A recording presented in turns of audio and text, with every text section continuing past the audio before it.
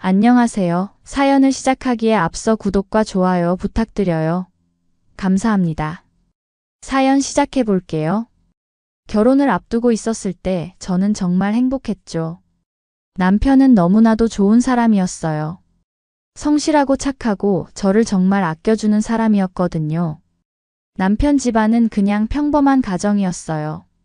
시어머니와 시아주버님, 이렇게 세 식구로 살고 있었죠.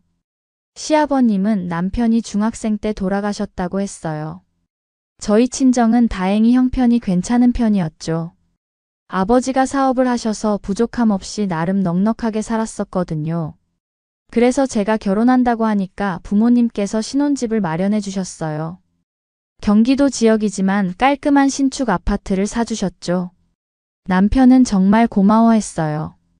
친정 부모님께 평생 은혜를 잊지 않겠다고 저와 친정 부모님께 정말 잘하겠다고 다짐하더라고요. 그런 남편을 보니까 제가 더 뿌듯했죠. 역시 좋은 사람과 결혼했다는 생각이 들었어요. 그런데 시어머니 반응은 조금 달랐어요. 딱히 고맙다는 말씀도 없으시고 그냥 당연하다는 듯이 받아들이시더라고요. 처음에는 그냥 성격이 그러신가 보다 했죠. 결혼 초기에는 정말 행복했어요. 남편은 변함없이 저를 아껴주었고 저희만의 보금자리에서 신혼생활을 만끽했죠. 친정에서 해준 집이라 그런지 더 애착이 갔어요. 부모님의 사랑이 담긴 집에서 새로운 가정을 꾸려나간다는 게 참 감사했거든요. 문제는 시어머니였어요. 결혼하고 한 달도 안 되어서부터 돈 이야기를 꺼내시기 시작하셨죠. 처음에는 생활비가 좀 빠듯하다며 50만 원 정도 달라고 하시더니 점점 액수가 커졌어요. 100만 원, 200만 원. 그때마다 남편은 뭐라고 못하고 그냥 드리더라고요. 물론 저와 상의하고 결정했어요. 하지만 갈수록 심해지더라고요. 명절 때마다 용돈은 기본이고 시아주버님한테까지도 용돈을 드리라고 하셨어요. 그러면서 항상 하시는 말씀이 장남이 이 집안의 어른이라는 거였어요. 솔직히 이해가 안 갔어요. 시아주버님은 멀쩡한 성인 남성인데 왜 동생이 용돈을 드려야 하는지 말이죠. 하지만 남편은 딱 잘라 거절을 못하더라고요. 그때마다 저는 속이 쓰렸지만 참았어요. 시간이 지나면서 시어머니의 요구는 더 과도해졌어요. 시아주버님이 사업을 한다면서 미천이 필요하다며 5천만 원을 달라고 하시는 거예요. 그때는 정말 어이가 없었어요. 저희도 신혼부부라 돈 모으기 바쁜데 말이에요. 물론 거절했어요. 그 과정에서도 난리가 났었죠. 그동안 제가 모르던 시어머니의 모습들이 충격적이었어요. 막말은 기본이고 남편을 유독 하대하면서 차별하더라고요. 그러던 중에 시아주버님에게 여자친구가 생겼다는 소식을 들었어요. 시어머니께서 굉장히 들떠 계시더라고요. 그 여자 집안이 엄청난 부자라면서 건물을 4채나 가지고 있다고 하셨어요. 저는 시아주버님도 좋은 인연을 만난 것 같아서 다행이라고 생각했어요. 그런데 몇 달 후 시어머니께서 갑자기 저희를 부르시더니 충격적인 말씀을 하셨어요. 이 집안 장남이 결혼하는데 너희도 보태야지. 처음에는 무슨 말씀인지 이해가 안 갔어요. 시어머니께서는 시아주버님 결혼 비용을 저희도 분담해야 한다고 하셨어요. 신부 측에서 워낙 집안이 좋으니까 예식도 크게 한다면서요. 남편과 상의해서 2천만 원 정도는 도와드릴 수 있다고 말씀드렸어요. 솔직히 저희에게도 큰 돈이었지만 가족이니까 도와드려야겠다고 생각했거든요. 그런데 시어머니 반응이 정말 가관이었어요. 2천만 원으로 뭘 하라는 거야? 그걸로 우리 아들 체면이 서겠어? 목소리가 점점 커지시더니 결국 소리를 지르시기 시작했어요. 최소 2억은 내놓아야 한다고 그러면서 신혼집이라도 팔아서 돈을 만들라고 하시는 거예요. 정말 어이가 없었어요. 친정에서 해준 집을 팔아서 시아주버님 결혼 비용을 대라니요. 어머니, 그건 좀 과한 것 같아요. 그리고 이 집은 친정에서 해준 집이에요. 아무리 그래도 저희 맘대로 집을 팔 수는 없어요. 저희가 아주버님 결혼 비용 때문에 집을 파는 건 더 말이 안 되고요. 제가 조심스럽게 말씀드렸지만 시어머니는 더 화를 내셨어요. 친정에서 해준 집이니 너희도 꽁으로 얻은 건데. 뭐가 아깝냐면서 큰아들 결혼하는 게 더 중요하지 않냐고 하셨어요. 그러면서 저를 보고 시집 온 년이 어디 감히 시댁일에 함부로 나서냐며 정말 모독적인 말씀까지 하셨어요. 남편도 황당해했어요. 아무리 형이라고 해도 그렇게 무리하게 도와드릴 수는 없다고 2천만 원도 저희에게는 큰 돈인데 이해해달라고 말씀드렸어요. 하지만 시어머니는 들을 생각이 전혀 없으셨어요. 다 필요 없고 무조건 2억 만들어. 이제 결혼하면 우리 장남도 팔자 피는 건데 배 아파서 그러냐? 정말 기가 막혔어요. 그래서 단호하게 거절했죠. 죄송하지만 그렇게는 못 해드려요. 2천만 원이 저희가 할 수 있는 최선이에요. 그러자 시어머니는 정말 돌변하셨어요. 그동안 참고 있던 게 터진 것처럼 저희에게 온갖 욕설을 퍼부으시더라고요. 그동안 남의 새끼 품어줬더니 은혜도 모르고 어딜 감히. 배은망덕한 새끼. 네가 그러고 잘 살 수 있을 것 같아? 키워준 은혜도 모르고. 애초에 내가 널 거두는 게 아니었는데. 남편의 얼굴이 창백해지는 게 보였어요. 결국 저희는 그렇게 나왔어요. 더 이상 들을 수 없었거든요. 그리고 며칠 후 남편이 저에게 충격적인 이야기를 해줬어요. 사실은 남편은 시어머니와 아주버님과 피가 안 섞였다고요. 처음에는 무슨 말인지 이해가 안 갔어요. 남편이 차근차근 설명해 주더라고요. 시아버님이 재혼을 하셨는데 시어머니가 데려온 아이가 지금의 시아주버님이라는 거였어요. 남편은 시아버님의 친아들이었고요. 시아버님이 돌아가신 후에 남편이 얼마나 힘들었는지 그때서야 알게 됐어요. 시어머니 눈치를 보며 살아야 했고 시아주버님은 대접을 받는 반면 남편은 늘 뒷전이었다고 해요. 대학도 보내주지 않아서 고등학교 졸업하자마자 일을 시작했고 그렇게 번 돈마저 시어머니가 키워준 값이라며 대부분 가져갔다는 거예요. 그 말을 들으니까 모든 게 이해가 됐어요. 왜 시어머니가 항상 장남이 최고라고 하셨는지, 왜 남편이 그 모든 걸 당연하게 받아들였는지 말이에요. 평생을 눈치밥 먹고 살았더라고요. 남편은 시아버님이 돌아가신 후에 정말 쥐 죽은 듯이 살았다고 해요. 시어머니는 친아들인 시아주버님은 극진히 돌보면서도 남편에게는 정말 냉정했다고 하더라고요. 작은 실수라도 하면 때리는 건 기본이었고 밥도 제대로 안 차려주셨다고 해요. 시아주버님은 용돈도 넉넉히 주면서 남편에게는 한 푼도 안 주셨다고 하더라고요. 남편은 그때를 회상하며 너무 힘들고 외로웠는데 그럼에도 버려지는 게 무서웠다고 말했어요. 그러면서 처가댁에서 나를 가족처럼 받아주는 게 너무 고마웠다고 하더라고요. 그제서야 왜 남편이 저와 친정 부모님께 그렇게 잘했는지 이해가 됐어요. 태어나서 처음으로 진짜 가족의 따뜻함을 느낀 거였던 거예요. 친정 부모님도 남편을 진짜 아들처럼 아껴주셨고 남편은 그 사랑에 목말라 있었던 거였어요. 이제 그만하자. 우리도 살아야 하고 앞으로 생길 아이도 생각해야 해. 이제 정말 내 가족을 꾸리고 싶어. 남편의 말에 저도 동의했어요.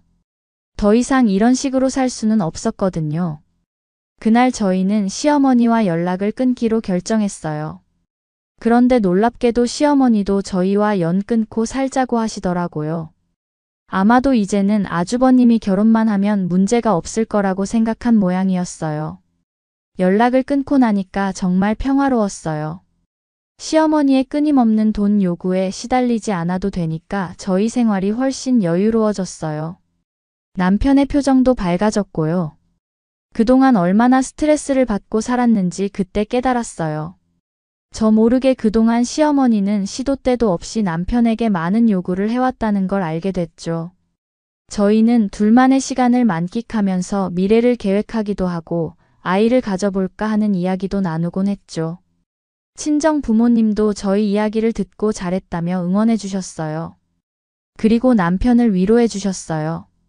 그렇게 1년 정도가 흘렀을 때였어요. 어느 날 아침에 초인종이 울리더라고요. 누군가 했더니 시어머니셨어요. 그런데 모습이 말이 아니었어요. 옷차림도 엉망이고 얼굴도 많이 수척해지셨더라고요.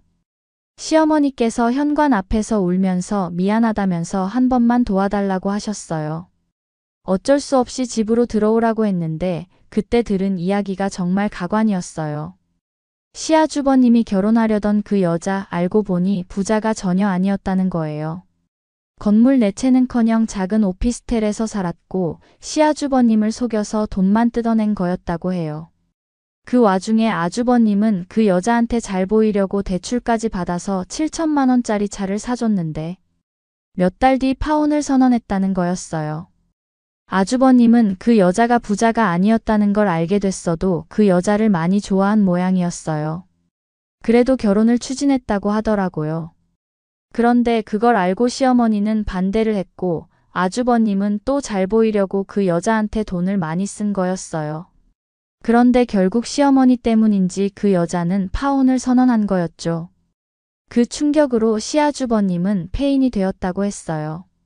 시어머니를 원망하고 매일 술만 마시다가 나중에는 도박에까지 손을 댔다는 거예요. 빚이 눈덩이처럼 불어났고 결국 시어머니가 살던 빌라까지 팔아서 빚을 갚아줬다고 하더라고요. 지금 단칸방에서 월세로 살고 있어. 내가 새벽부터 밤늦게까지 일해서 겨우 생활비를 벌고 있는데 큰아들은 계속 도박만 해. 돈 달라고 난리야. 나 때문에 그 여자랑 헤어졌다면서 나랑은 대화도 안 하려고 해. 어떻게 해야 할지 모르겠어. 시어머니는 눈물범벅이 되어서 저희에게 빌었어요. 도와달라고, 조금만 도와달라고 말이에요. 그 모습을 보니까 복잡한 심정이었어요. 그동안 저희에게 그렇게 못되게 굴었던 분인데도 불쌍하다는 생각이 들더라고요. 남편과 저는 진지하게 고민했어요. 밤늦게까지 이야기를 나눴어요. 한편으로는 동정심이 들었지만 다른 한편으로는 그동안 당한 일들이 떠올랐어요. 마지막이야. 정말 마지막으로 2천만 원만 보내주자. 그동안 키워준 값은 충분히 치렀어. 남편이 결정을 내렸어요. 저도 동의했어요. 시어머니께 2천만 원을 드리면서 분명히 말씀드렸어요. 이게 정말 마지막이에요. 이제 다시는 연락하지 마세요.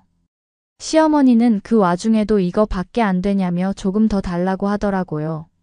정말 끝까지 이기적인 분이셨어요. 그 후로 지금까지 1년이 더 지났어요. 시어머니께서는 여전히 힘들게 사시는 것 같아요. 가끔 소식을 들어보면 단칸방에서 새벽 일을 하면서 시아주버님 도박빚을 갚으며 살고 계신다고 해요. 시아주버님은 여전히 도박을 끊지 못하고 있고요. 저희는 완전히 연락을 끊고 살고 있어요. 그리고 얼마 전에 정말 기쁜 소식이 생겼어요. 임신을 한 거예요. 지금 5개월째인데 남편과 저는 정말 행복해요. 남편도 완전히 달라졌어요. 그동안 시어머니에게 시달리느라 위축되어 있던 모습이 사라지고 정말 밝아졌어요. 이제는 과거를 완전히 정리하고 저희만의 가정을 꾸려나가는 일에만 집중하고 있어요. 친정 부모님도 저희가 임신했다는 소식을 듣고 정말 기뻐하세요. 태교에 좋은 것들을 사다 주시고 아이 용품도 미리미리 준비해주고 계세요. 정말 든든한 가족이 있어서 감사해요. 가끔 시어머니 생각이 날 때도 있어요. 특히 명절 때면 혼자서 얼마나 쓸쓸하실까 하는 생각도 들고요. 하지만 저희가 선택한 길이 맞다고 생각해요. 저희도 행복할 권리가 있고 태어날 아이를 위해서도 건강한 환경을 만들어주는 게 맞다고 생각거든요. 시어머니께서 처음부터 저희를 진짜 가족으로 대해주셨다면 어땠을까요?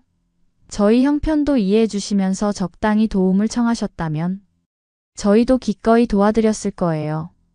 하지만 처음부터 끝까지 저희를 돈조다룡으로만 생각하셨으니까 이런 결과가 된 거죠. 남편도 이제는 완전히 정리된 것 같아요. 다시 연락을 취할 생각은 전혀 없다고 해요. 그동안 충분히 희생했고 이제는 자신의 가족을 위해 살겠다고 다짐하고 있어요. 저는 정말 다행이라고 생각해요.